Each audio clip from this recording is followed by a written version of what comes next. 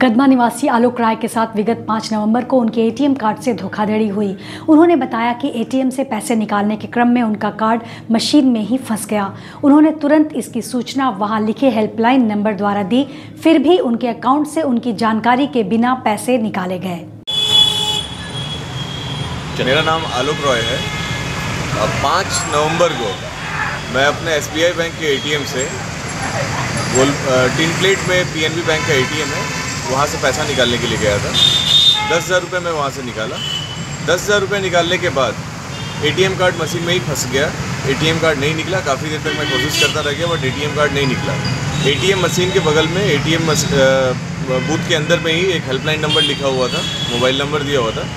मैं उस पर कॉल किया। उस दिन बैंक बंद था, गुरु पूर्णिमा के चलते। उस पर कॉल किया तो उन्होंने कहा कि आज बैंक बंद है, आप चले जाइए, परेशान मत होइए, आपका एटीएम सिक्योर्ड है, हम वहाँ आएंगे, आपको 1.5-2 घंटे बाद हम आपको कॉल करेंगे, तब आप आ जाइएगा, हम लोग एटीएम मशीन खोल के आपको एटीएम वापस कर देंगे। हम वहाँ से चले गए। लगभग 1 घंटे के आसपास, दोपहर के 3 बजे के आसपास मेरे पास मैसेज आया कि मेरे अकाउंट से 8,000 रुपये निकाला गया है बैंक ऑफ इंडिया के एटीएम से, साक्षी से।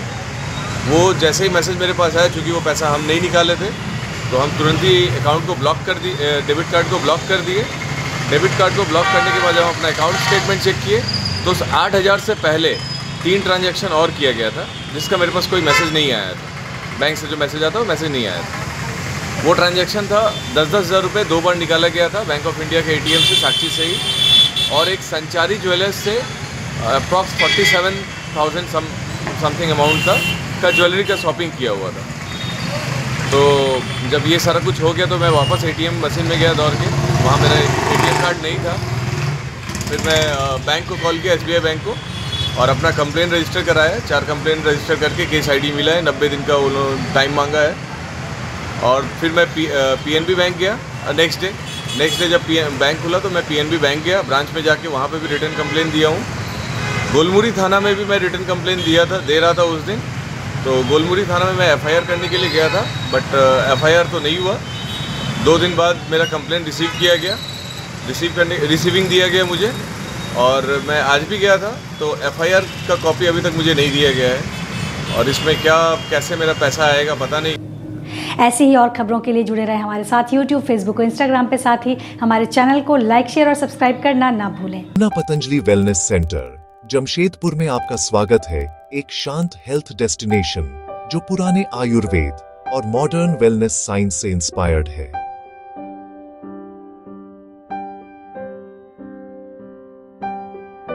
आज डायबिटीज, थायराइड, स्ट्रेस और हाई ब्लड प्रेशर जैसी लाइफस्टाइल डिजीज बढ़ रही हैं।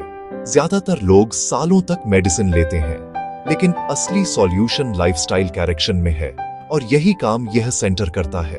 हम panchakarma, physiotherapy, mud therapy, hydrotherapy, Ayurvedic O'Neill massage, acupuncture, shirodhara, सोना और स्टीम, साथ ही योग और मेडिटेशन ऑफर करते हैं। हर थेरेपी आपकी कंडीशन, एज और मेडिकल रिपोर्ट्स के हिसाब से कस्टमाइज की जाती है।